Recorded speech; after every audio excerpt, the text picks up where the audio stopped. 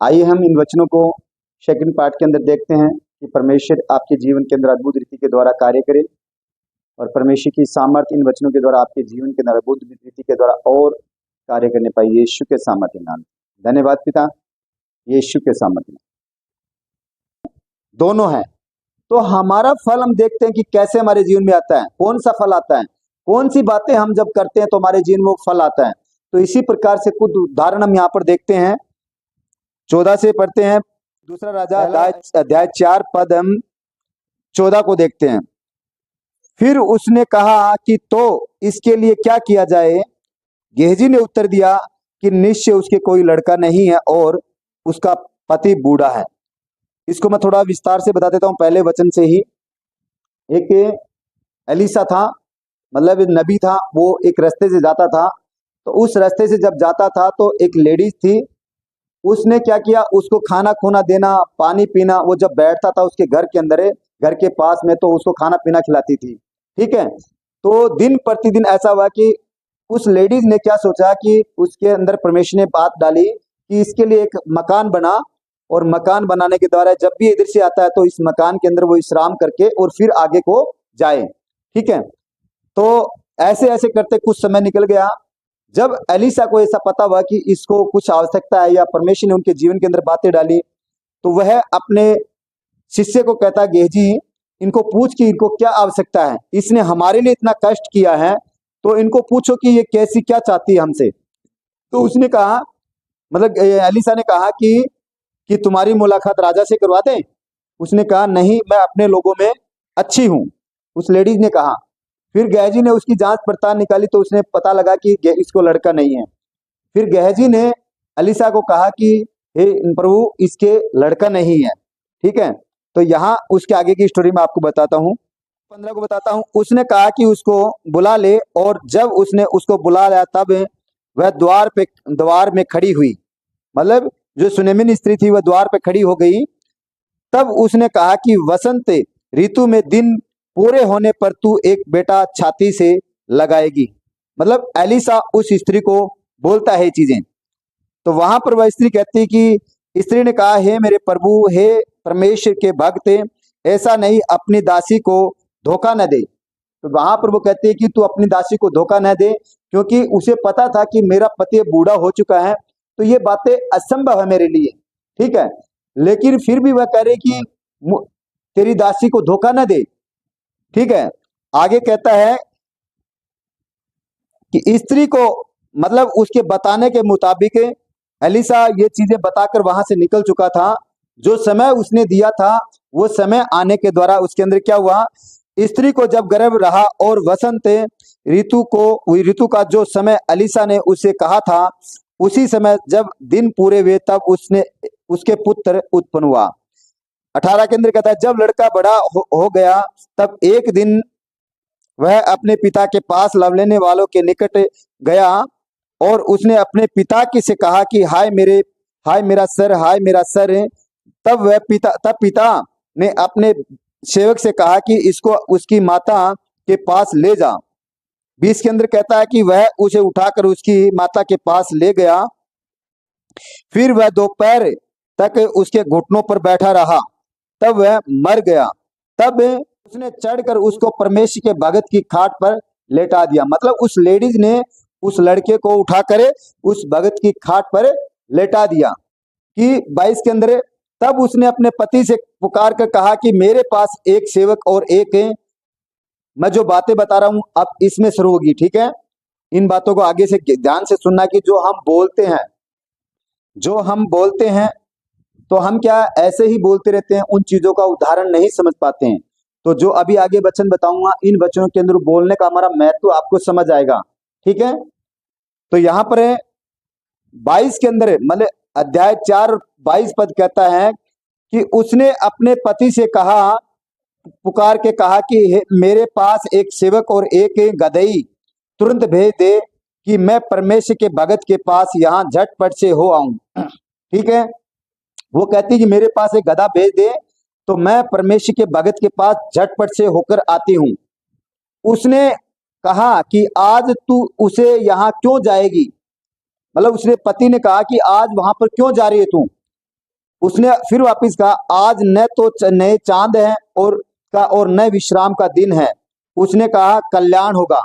मतलब उस लेडीज को वो पति कहता है कि आज ना तो कोई मतलब चांद निकला है, ठीक है, ना कोई विश्राम का दिन है, तो तू परमेश्वर के भक्त के पास क्यों जा रही है? उसने कहा, क्या कर रही है? कल्याण होगा, हमारा कल्याण होगा। उसे पता था कि हमारा पुत्र मर चुका है, तो हम अब किसी काम के भी नहीं रहे हैं, लेकिन वो वहां पर क्या करे कि हमारा कल्याण होगा। ठीक है, आगे 24 के अंदर कहता है कि तब उस स्त्री ने गदही पर काठी बांध कर अपने सेवक से कहा कि हाँके चल, और मेरे कहने बिना हाँकने के में ढिलाई न करना। तो वह चलते चलते कमरेल पर्वत पर को परमेश्वर के भक्त के निकट पहुंची। उसे दूर से देखकर परमेश्वर के भक्त ने उससे कहा, अपने सेवक से कहा, गेहजी से कहा कि देख, उधर तो वह सुनेमिन है, अब उससे मिलने को दौड़ जा और उससे पूछ कि कुशल से है, तेरा पति भी कुशल से है और लड़का भी कुशल से है। पूछने पर स्त्री ने उत्तर दिया, वह गेहजी उस लेडीज के पास आया, तो उस स्त्री ने गेहजी को उत्तर दिया कि पूछने पर उस स्त्री ने कहा कि हाँ, कुशल से है। वह पहाड़ पर परमेश्वर के भक्त के पास पहुंची और उसके पांव पकड़ने लगी। तब गेहजी ने उसके पास आकर उसे धक्का देकर हटाया, परंतु परमेश्वर के भक्त ने कहा कि उसे छोड़ दे, उसका मन व्याकुल है। परंतु यहोवा ने मुझको नहीं बताया कि छिपा ही रखा। मतलब जो उस लेडीज के अंदर बात चल रही थी, वो परमेश्वर ने मतलब एलिसा पर प्रकट नहीं की थी। तो वह कह रहा है कि परमेश्वर ने ये बातों को मुझ पर प्रकट नहीं किया कि इसके साथ क्या हुआ है। ठीक है, आगे 28 के अंदर कहता है कि तब वह कहने लगी कि क्या मैंने अपने प्रभु से पुत्र का वर मांगा था? मतलब क्योंकि उसका बच्चा मर गया था, तो वो कह रही कि क्या मैंने प्रभु से अपने बच्चे के वरदान को मांगा था? नहीं, आपने मुझे दिया था। क्या मैंने ना कहा था कि मुझे धोखा न देना?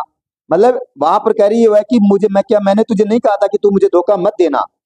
आगे कहता है, तब एलिसा ने गेहजी से कहा कि अपनी कमर बांध और मेरी छड़ी हाथ में लेकर चला जा। मार्ग में यदि कोई तुझे मिले तो उसका कुशल न पूछना, और कोई तेरा कुशल पूछे तो उसको तू उत्तर न देना, और मेरी यह छड़ी उस लड़के के मुंह पर रख देना। तब लड़के की माँ ने एलिसा से कहा कि यहोवा के और तेरे जीवन की शपथ में तुझे न छोड़ूंगी।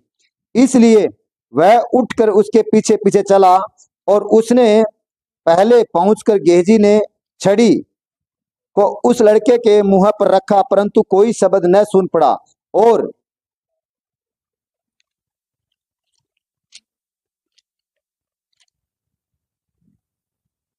न उसमें कोई हरकत हुई। तब वह एलिसा से मिलने को लौट आया और उसको बतला दिया कि लड़का नहीं जागा। मतलब जो उस एलिसा ने उस अपने गेहजी सेवक से कहा था कि ऐसे ऐसे करना, तो उसके द्वारा उस छड़ी से कुछ नहीं हुआ। उसका एक कारण है, मतलब वो आगे बताएंगे कभी मीटिंग में। आगे कहता है, जब एलिसा घर में आया तब क्या देखा कि लड़का मरा हुआ उसकी खाट पर पड़ा है।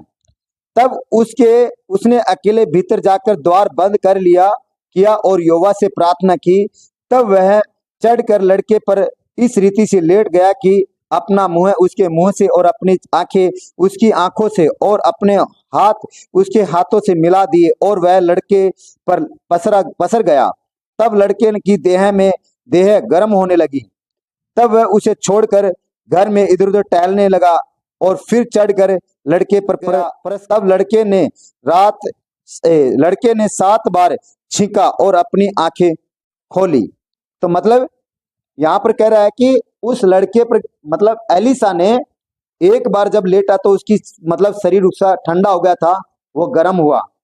ठीक है, फिर एलिसा उठकर परमेश्वर से प्रार्थना करने लगा, फिर वापस प्रार्थना करके लेटा, तो उस लड़के के अंदर वो जो जीवन था वो जीवन वापस आ चुका। वहां पर क्या कहता है आगे, लड़के ने आंखें खोली दूसरी बार। तब एलिसा ने गेहजी को बुलाकर कहा कि सुनेमिन को बुला ले। जब उसके बुलाने से वह उसके पास आई, तब उसने क्या देखा कि अपने बेटे को उठा ले वह भीतर गई और उसके पांव पर गिरकर भूमि तक झुककर दंडवत किया, फिर अपने बेटे को उठाकर निकल गई। हालेलुया।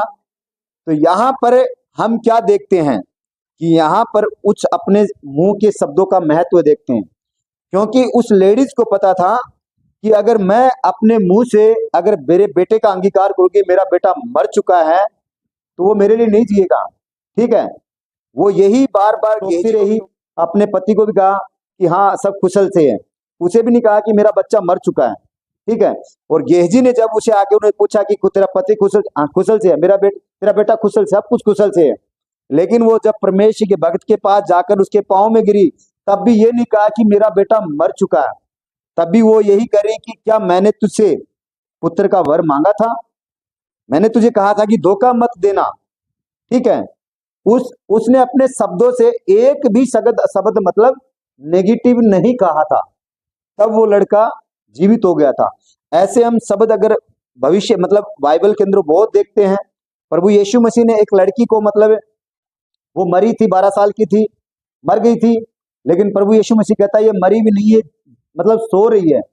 प्रभु यीशु मसीह को पता था कि ये मर चुकी है, लेकिन वहां पर क्यों डांट रहे थे? वो इसलिए डांट रहे थे कि उनके शब्द इस बच्ची पर कार्य न करें। जैसे हम नेगेटिव शब्द अपने मुंह से बोलते हैं तो वो क्या है, ये उनके जीवन के अंदर कार्य करते हैं। लेकिन जैसे ही प्रभु ने सोने का शब्द उससे कहा और वो कहा कि ए बेटी उठ खड़ी हो, तो वह तुरंत खड़ी हो गई थी।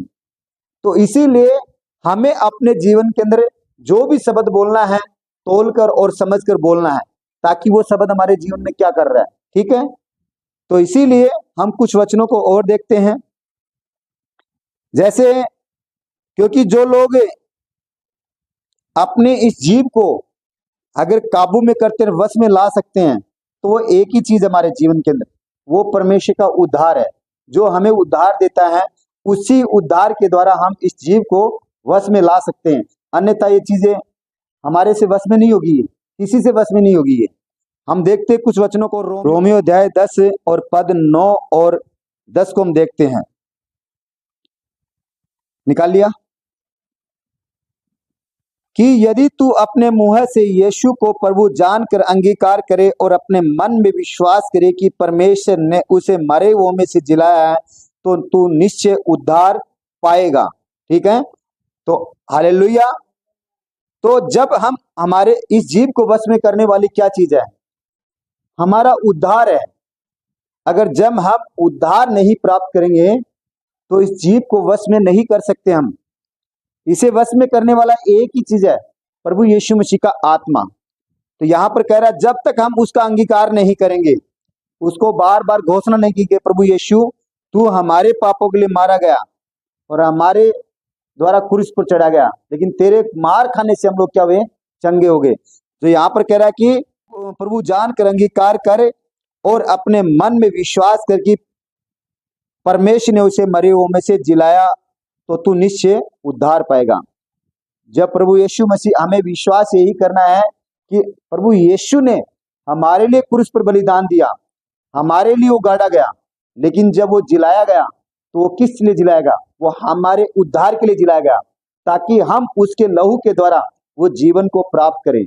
अगर वो मर जाता, अगर इस पृथ्वी पर दोबारा जीवित नहीं, मतलब वो आत्मा में जीवित नहीं होता, तो हम उद्धार कैसे प्राप्त करते? और हमारे जीवन के अंदर आज वो जैसे बता रहा है कि जीव के अंदर मृत्यु और जीवन दोनों हैं, तो हम जीवन को कैसे प्राप्त करते? अगर हमारा उद्धार नहीं होता तो हम जीवन को कैसे प्राप्त करते? हमारे जीवन में तो मृत्यु रहती, और परमेश्वर नहीं चाहता कि हर एक लोग अपने उसके बेटे बेटियों के जीवन में मृत्यु रहे। वो चाहता कि उनके जीवन में, उनके लोगों के जीवन में जीवन रहे। इसीलिए एक वचन कहता है, यूहन्ना अध्याय 10 के अंदर 10 कहता है कि चोर का काम चोरी करना और घात करना उसका काम है, और मैं इसीलिए आया कि तुम बहुतायत से जीवन पाओ। तो प्रभु यीशु मसीह इसीलिए आए इस पृथ्वी पर कि हम जीवन पाए बहुतायत से। ठीक है, तो आगे कुछ बातों को हम और देखते हैं। आगे 10 के अंदर कहता है, क्योंकि धार्मिकता के लिए मन में विश्वास किया जाता है और उद्धार के लिए मुंह से अंगीकार किया जाता है। हालेलुया। तो अगर हमें उद्धार को प्राप्त करना है, अगर हमारे जीवन, हमारे शरीर के अंदर हमारे जीवन अगर बनाना हमें, तो हमें क्या करना? अपने मुंह से अंगीकार करना पड़ेगा कि प्रभु ही परमेश्वर है, प्रभु ही परमेश्वर का पुत्र है, वह इस पृथ्वी पर इसलिए आया कि हम उद्धार प्राप्त करें, हम जीवन को प्राप्त कर पाएं। तो इसीलिए हमें अपने मुंह से अंगीकार करना है, बार बार अंगीकार करना है कि प्रभु यीशु हमारे पापों के लिए मारा गया, हमारे लिए गाड़ा गया, उसके मार खाने से हम चंगे हुए हैं, और वह हमारे लिए जीकर क्या किया, उसने हमारे लिए अपने लहू के द्वारा हमें जीवन दिया। ठीक है, तो इन चीजों को हम और कुछ देखते हैं थोड़ा सा। हमारे जीवन के अंदर जैसे बहुत सी बातें थी, मैंने बता दी इसके अंदर, जैसे मतलब हम याकूब के अंदर देखते हैं तो ऐसी ये जीव ऐसे ऐसे मतलब एक गलत कार्य करती है कि वो हमारे जीवन के अंदर मतलब हमारे जीवन को नष्ट करना चाहती है। तो हमें इस अपनी जीव को एक सही तरीके से उपयोग करना है, हमें नेगेटिव वर्ड नहीं बोलना, नेगेटिव शब्द नहीं बोलना है, चाहे वो अपना जीवन के लिए हो या अपने बच्चे के लिए हो या अपना कैरियर के लिए हो या हमारे बिजनेस के लिए हो, हमारे किसी भी क्षेत्र के लिए कोई भी नेगेटिव शब्द हमारे नहीं होने चाहिए। क्योंकि हमें परमेश्वर ने क्या कहा है कि मैंने तू छोड़ दे और भलाई के अंदर इस जीव को लगा। और हमारे हथियार किस चीज के लिए हमें इस्तेमाल करना है? धार्मिकता के लिए, ना कि शैतान के लिए हमें सौंपना है। तो हम जब धार्मिकता के लिए, क्योंकि जैसे हम परमेश्वर का वचन कहता है कि अगर हम उसके द्वारा उसने हमें चुना है तो वह हमें वो फल भी देगा। ठीक है, लेकिन फल कब देगा? जब हमारी जीव उसके उद्धार के द्वारा सही होगी तब। क्योंकि मानवीय जीवन का चक्कर जीवन के द्वारा निरंतर उत्तेजित होता जाता है। ठीक है, और जब तक कि हम पवित्र न बने तो हमारा जो जीवन है, मानवीय जीवन हमारा, वो क्या है? चक्कर जीव के द्वारा, मतलब हमारे जीवन में चक्कर उत्तेजना होता है। क्या चीज का? मृत्यु का चक्कर। जब तक हम पवित्रता को नहीं ग्रहण करते हैं तब तक, क्योंकि ये जीव के द्वारा क्या होता है? गलत गलत बातें निकलती हैं। लेकिन जब उद्धार हम प्राप्त करते हैं तो हमारे जीवन के अंदर क्या आती है? पवित्रता आती है। तो जब पवित्रता आती है तो हम क्या करते हैं? हम उन जो गलत बातें हैं, जो शैतान की ओर से जो बातें हैं, उन बातों से हम क्या करते हैं? दूर रहते हैं। ठीक है, इसीलिए हमें पवित्रता के अंदर बनना है, उस उद्धार को प्राप्त करना जो प्रभु यीशु मसीह ने हमें हमारी जीव को वश में नहीं कर सकते हैं। लेकिन एक ही तरीका है, जैसे मैंने बता चुका हूं, उद्धार। जब हमारे जीवन में उद्धार जब तक नहीं होगा, हम जीव को वश में नहीं कर सकते हैं। जब हमारे जीवन में उद्धार आएगा तो हम जीव को अच्छे से वश में कर पाएंगे। करने वाला जीव में वश में परमेश्वर का आत्मा। जब हमें पता लगेगा कि हम गाली निकालते हैं तो उसके द्वारा हमारे जीवन में आएगा, तो हम वो चीजें नहीं करेंगे। ठीक है, जैसे कुछ बातों का हम और देखते हैं। 2 कुरिन्थियों अध्याय 5 पद 17 और 18 को देखते हैं हम।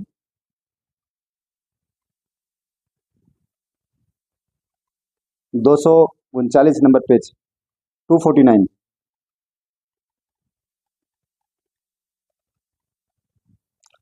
तो यहां पर कहता है 17 और 18 को देखते हैं हम।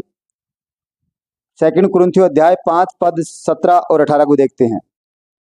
इसलिए यदि कोई मसीह में है तो वह नई सृष्टि है, पुरानी बातें बीत गई और देखो सब बातें नई हो गई। हालेलुया। तो जब हम उद्धार प्राप्त करते हैं तो हमारे जीवन के अंदर हमें उन पुरानी बातों से छूट चुके हैं हम। ठीक है, तो अब हमारा जीवन क्या है? एक नई बातों में स्थिर हो चुका है। तो हम क्या कर रहे हैं? उन पुरानी बातों को, जो संसारिक बातें थी, जो शैतानी बातें थी, उन बातों को छोड़कर हमें क्या करना है? नई सृष्टि के अंदर पहुंच चुके तो हमें क्या करना? नई सृष्टि की बातें करनी है, जैसे धार्मिकता की बातें करनी है। ठीक है, हमें प्रेम के साथ एक दूसरे के साथ मेल रखना है, ना कि किसी से कोई गाली गलौच, निंदा, चुगली, बेईमानी, इन चीजों को हमें अपने जीवन में नहीं रखना है। इसीलिए आगे कहता है कि पुरानी बातें बीत गई और देखो सब बातें नई हो गई। तो यहाँ पर बार बार कह रहा है कि जो पुरानी बातें हमारे जीवन के अंदर थी, वो जब हम उद्धार को प्राप्त करते हैं तो वो पुरानी बातें हमारे जीवन से निकल जाती हैं और हम नई बातों की ओर चलने लगते हैं। आगे कहता है कि ये सब बातें परमेश्वर की ओर से हैं, जिसने मसीह के द्वारा अपने साथ हमारा मेल मिलाप कर लिया और मेल मिलाप की सेवा हमें सौंप दी। हालेलुया। तो ये जब हम उद्धार प्राप्त करते हैं तो वो हमें अपनी सेवा के लिए हम इस्तेमाल करता है। जैसे मैंने वचन में कहा कि एक ही सोते से मीठा व खारा पानी कभी नहीं निकल सकता है। जब हम अपने मुख को एक मीठा सोता बना लेंगे तो हमारे जीवन से वो मीठी बातें करेगा, ना कि खरी बातें, मतलब बेकार की बातें करेगा। क्योंकि उसे पता है कि जब हम अपना जीवन, हम सब कुछ अपना उसे सौंप देते हैं, अपने अंगों को उन्हें अपने हथियार बनाने के लिए सौंप देते हैं, तो वो हमारी जीभ को अपने मीठेपन से भरता है, वो अपने सामर्थ्य के द्वारा वो कार्य करता है। तब वो परमेश्वर की सामर्थ्य इस शरीर के द्वारा होकर कार्य करती है। तो इसीलिए मेरा आप सबसे निवेदन है, शायद जो वचन हमने आज अध्ययन किए हैं आप लोगों को अच्छे से समझ में आ गए हैं, और मैं खुदा का धन्यवाद करता हूं कि जितने भी वचन आज हम लोगों ने जो पढ़े हैं वो आप लोगों को और जो सुनने वाले हमारे भाई बंधु हैं उन हर एक को अच्छे से समझ में आए, और परमेश्वर का आत्मा भी उनके जीवन के अंदर अद्भुत रीति के द्वारा करे। का धन्यवाद करते हैं इस समय के लिए। खुदावन, हम तेरा धन्यवाद करते कि इन वचनों को जितने भी भाई बहनों ने सुना है इस समय यहाँ पर, उन हर एक के जीवन में प्रभु तेरा आत्मा अद्भुत रीति के द्वारा कार्य करे पिता। और जितने भी वचन प्रभु इन के द्वारा पिता, जितने भी वचन तेरे दास दासियां पिता, तेरे बेटे बेटियां सुनते पिता, उनके जीवन में प्रभु अद्भुत रीति के द्वारा कार्य करे पिता। हाँ पिता, जितने भी भाई बहन इन वचनों को सुनते पिता, तेरी सामर्थ्य के द्वारा उनके जीवन के अंदर अद्भुत रीति के द्वारा कार्य हो, ताकि पिता वो अपने जीवन के हर एक अंगों को प्रभु वो तुझ में सौंप पाए और पिता वो तेरे कार्य कर पाए, यीशु नासरी के नाम से पिता। पिता मैं तेरा धन्यवाद करता हूँ इस समय के लिए, और आगे का समय प्रभु इस संगति को तेरे हाथों में सौंपते हैं, हम सबके जीवन को प्रभु तेरे हाथों में सौंपते हैं, यीशु नासरी के नाम से। Thank you Jesus, thank you पवित्र आत्मा, यीशु के नाम से, आमेन आमेन।